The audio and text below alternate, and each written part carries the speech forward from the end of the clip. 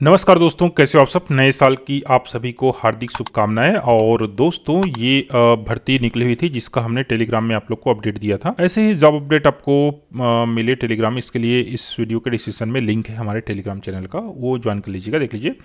केंद्रीय माध्यमिक शिक्षा बोर्ड से ये एक भर्ती निकली हुई दोस्तों, और इसमें पोस्ट की संख्या काफ़ी है। ठीक है, यहाँ पर देख लीजिए टोटल 142 और 70, मतलब कि 125 के आसपास पोस्ट है। ठीक है, आवेदनों की ऑनलाइन प्रस्तुति है दोस्तों 2 जनवरी अर्थात कल से, और 31 जनवरी दोस्तों इसका लास्ट डेट है। ठीक है, अब आइए चलिए दोस्तों इसका डिटेल जानते हैं कि क्या क्या चीज़ें यहाँ नियम कानून है। तो दोस्तों पहले मैं आपको बता दूँ, इसमें नियम कानून बहुत सारे हैं। देख लीजिए ये टोटल अंग्रेजी में लिखा हुआ है, और ये देख लीजिए पेज नंबर, पेज कितना है तो 25, 26, 27, 28, 29, 30 पेज के आसपास है इसमें। ठीक है, तो पहली बात मैं आपको कहूँगा कि एक बार नोटिफिकेशन के पढ़िए, 30 का 30 पेज पढ़िए, उसके बाद ही आवेदन जो है सबमिट कीजिए। हम आपके लिए इस नोटिफिकेशन में से जो महत्वपूर्ण पॉइंट्स हैं दोस्तों उसको यहाँ पर पॉइंट आउट करके बता रहे हैं, लेकिन आवेदन सबमिट करते समय आपको पूरा पढ़ना चाहिए, ये हमारी जो है आप लोग को सलाह है। ठीक है, तो चलिए दोस्तों शुरू करते हैं वीडियो। तो देख लीजिए केंद्रीय माध्यमिक शिक्षा बोर्ड की भर्ती है, ऑनलाइन एप्लीकेशन और इन्वाइटेड फॉर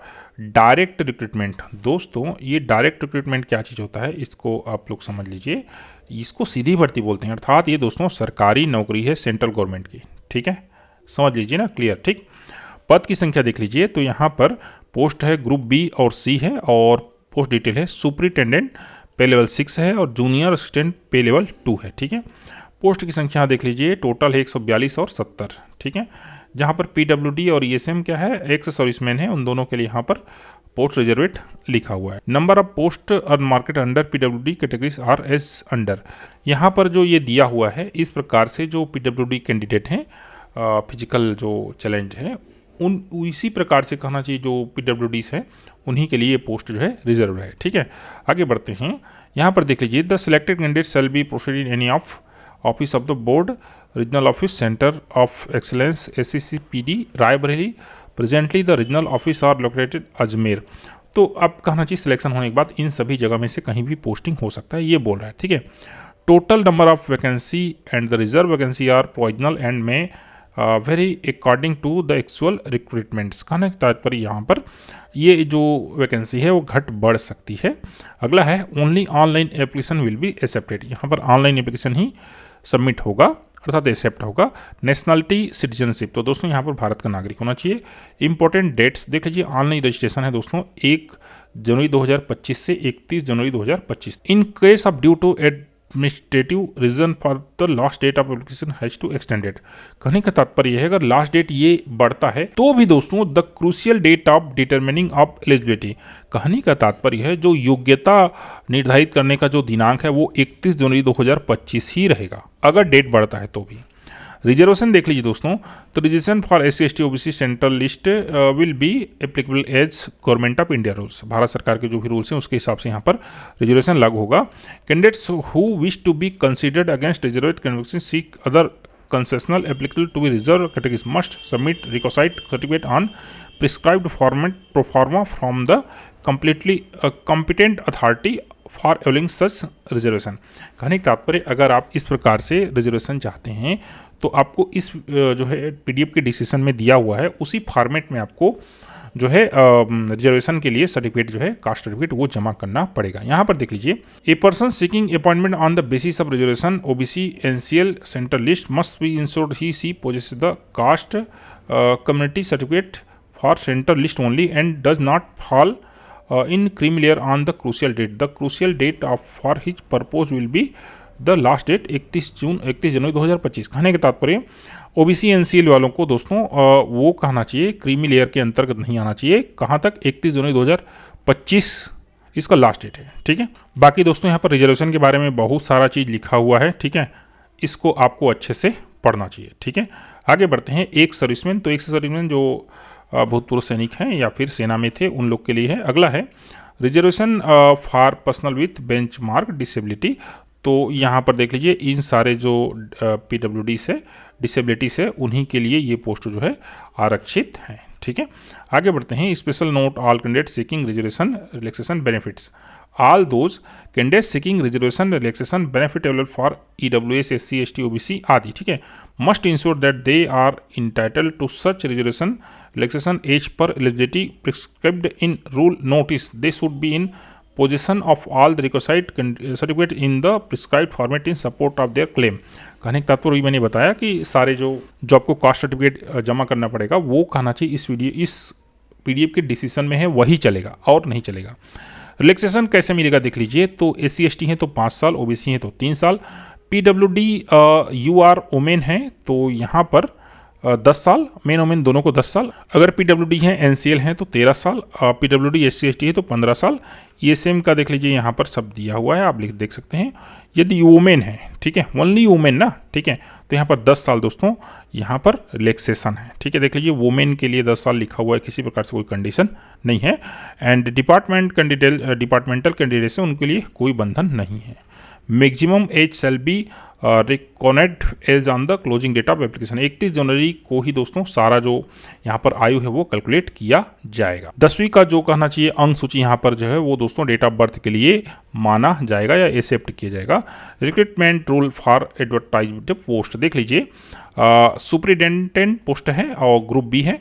रिक्रूटमेंट रूल्स तो इसेंशियल मतलब ये जरूरी क्या है देख लीजिए, बैचलर डिग्री चाहिए और दूसरा है working knowledge of computer application such as window MS office handling of large database internet.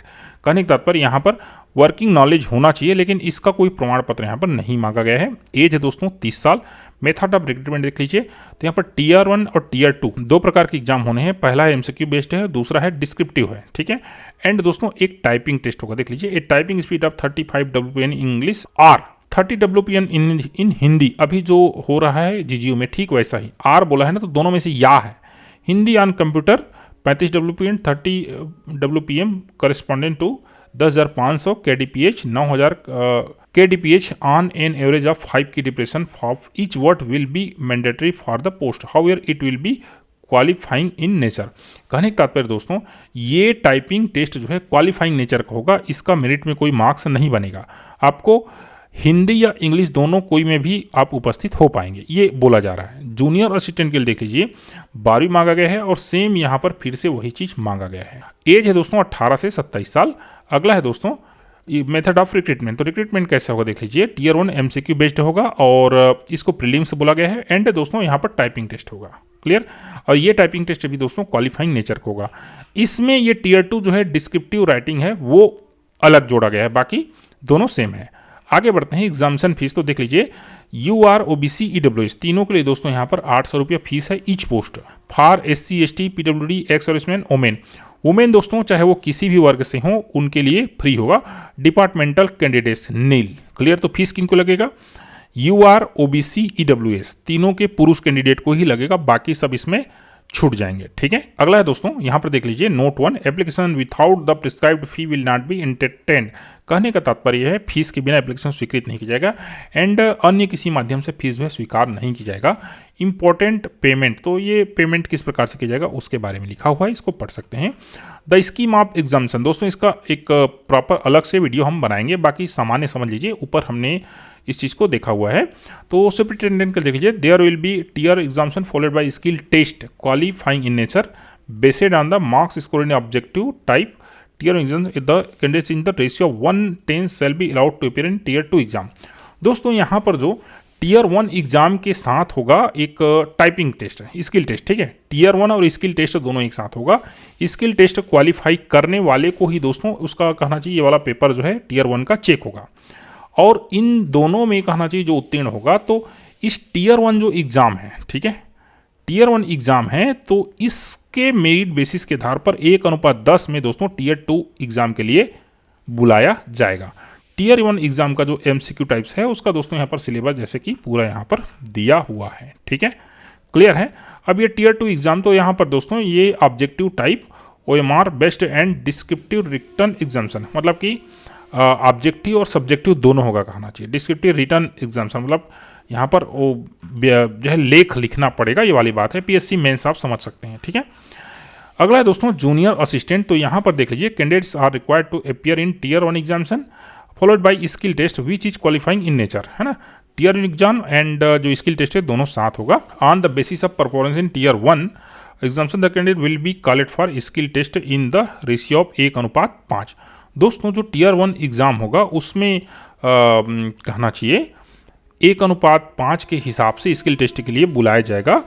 To this effect will be uploaded on the official website, और ऑफिशियल वेबसाइट में अपलोड किया जाएगा। कहने का तात्पर्य टीयर वन एग्जाम होगा उसमें जो भी मेरिट लिस्ट बनेगा 1:5 के हिसाब से बुलाया जाएगा स्किल टेस्ट के लिए। ठीक है, यहाँ पर देख लीजिए टोटल मार्क्स है 300। टीयर वन एग्जाम का यहाँ पर क्या दिया गया है, सिलेबस। ठीक है, जीके है, रीजनिंग है, हिंदी है, बेसिक नॉलेज ऑफ कंप्यूटर है, honours about school education, examination board and it's administration ETC। ठीक है, choice of medium of question exam paper, आप हिंदी और इंग्लिश दोनों किसी में भी कहना चाहिए एग्जाम दे सकते हैं, लेकिन दोस्तों ऑनलाइन फॉर्म भरते समय इस चीज़ का विशेष ध्यान रखिएगा। ठीक है, expected level of knowledge for conducting examination. ठीक है, post code, name of the post, senior secondary. कहने का तात्पर्य यहाँ पर दोस्तों जो ज्ञान स्तर है वो किस लेवल का होगा, तो टीयर वन होगा कहना चाहिए वो दोनों सीनियर सेकेंडरी अर्थात 12वीं लेवल का परीक्षा है, और टीयर टू है वो कॉलेज लेवल का क्वेश्चन पेपर आएगा। ठीक है, criteria for shortlisting and final selection of the candidates देख लीजिए। For shift attendance the cut off marks for tier one and tier two will be 5% below the cut-off marks of the UR category candidates for OBC, EWS and 10% below the cut-off marks of the UR category for SC, ST respectively। कहने का तात्पर्य दोस्तों जो OBC और EWS का जो cut off mark है वो 5% कम होगा किससे, UR से, और जो SC, ST का है दोस्तों वो 10% कम होगा UR से। ये इसका मूल बात है। ठीक है, फॉर जूनियर असिस्टेंट ये भी वही लिखा हुआ है, आप इसको पढ़ सकते हैं। इलिस्ट्रेशन देख लीजिए for both the post of superintendent and joint junior assistant. अगला है दोस्तों सिटी सब एग्जामिनेशन, कहाँ परीक्षाएं होंगी, तो यहाँ पर छत्तीसगढ़ से नज़दीक में मेरे को यही दिख रहा है भोपाल। ठीक है, आप भुवनेश्वर भी जा सकते हैं क्योंकि ये और ज़्यादा बढ़िया बन जाता है। भुवनेश्वर और भोपाल दोनों जगह आप चूज कर सकते हैं। ठीक है, आगे बढ़ते हैं दोस्तों। मार्किंग स्कीम, तो यहाँ पर दोस्तों देख लीजिए 3 marks shall be awarded to every correct answer and 1 marks will be deducted for every incorrect answer। कहने का तात्पर्य दोस्तों यहाँ पर माइनस मार्किंग आपको देखने को मिल रहा है, यहाँ पर भी दोस्तों माइनस मार्किंग है। ठीक है, यहाँ पर 2 नंबर मिलेगा प्रत्येक सही उत्तर के लिए और 1 नंबर काटा जाएगा गलत उत्तर के लिए। ठीक है, आगे बढ़ते हैं। अब यहाँ पर इंपॉर्टेंट इंस्ट्रक्शन दोस्तों, इसको आपको अच्छे से पढ़ना चाहिए, कैसे आपको एग्जाम दिलाना है, क्या क्या चीजें हैं, पूरा डिटेल में दिया हुआ है। रफ कार्य के लिए दोस्तों यहाँ पर all calculation written work R be done in the rough sheet available in the text book. कहने का तात्पर्य आपको जो क्वेश्चन पेपर मिलेगा उसमें कहना चाहिए रफ कार्य के लिए जगह होगा। अनफेयर मीन्स, अब इसका तात्पर्य दोस्तों कि आप किन परिस्थितियों में एग्जाम से आपको बाहर कर दिया जाएगा। देख लीजिए punishment for using unfair means practice, आपको बाहर कर दी जाएगी एग्जाम से, यही चीज़ें। जनरल कंडीशन, तो आप इसको अच्छे से पढ़िएगा। बाकी दोस्तों आगे हम डेट बढ़ते हैं।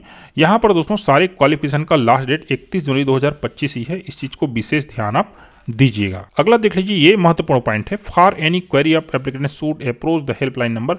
यहाँ पर कुछ भी आपको समस्या है तो ये कहना चाहिए हेल्पलाइन नंबर है और ये ईमेल आईडी है। दोस्तों हेल्पलाइन नंबर में कभी कभी जो है जानकारी नहीं मिल पाती है, बिजी आता है, लेकिन जो ईमेल आईडी है वो जरूर वर्क करता है, तो इस चीज़ को विशेष ध्यान दीजिएगा। ठीक है, आपको कोई समस्या हो तो यहाँ पर आप मेल कर सकते हैं। तो दोस्तों ये रहा इसका कंप्लीट, और इसके साथ देख लीजिए प्रोफार्मा यहाँ पर दिया गया है। अलग अलग जो कैटेगरी है उसके हिसाब से अलग अलग यहाँ पर प्रोफार्मा है। उसी प्रोफार्मा में दोस्तों आपको आपका जो डिटेल्स है वो आपका जो कास्ट सर्टिफिकेट है वो बनवा कर देना पड़ेगा। जैसे देख लीजिए यहाँ पर लिखा हुआ है format of the certificate to be produced by schedule का SC एंड ST। ठीक है, candidates applying for appointment to post under government of India. इस प्रोफार्मा में दोस्तों आपको जो है कास्ट सर्टिफिकेट आपको जमा करना पड़ेगा। ठीक है, तो दोस्तों ये रहा इसका कंप्लीट जानकारी। फिर भी कहीं पर मैं चूक गया हूं तो नीचे जरूर कमेंट कीजिएगा। एंड मेरी आपको सलाह है जल्दीबाजी मत कीजिएगा फॉर्म सबमिट करने में। एक बार अच्छे से पूरा आवेदन को पढ़िएगा, समझिएगा, उसके बाद ही दोस्तों आवेदन आप कीजिएगा। थैंक यू दोस्तों वीडियो में लास्ट तक बने रहने के लिए।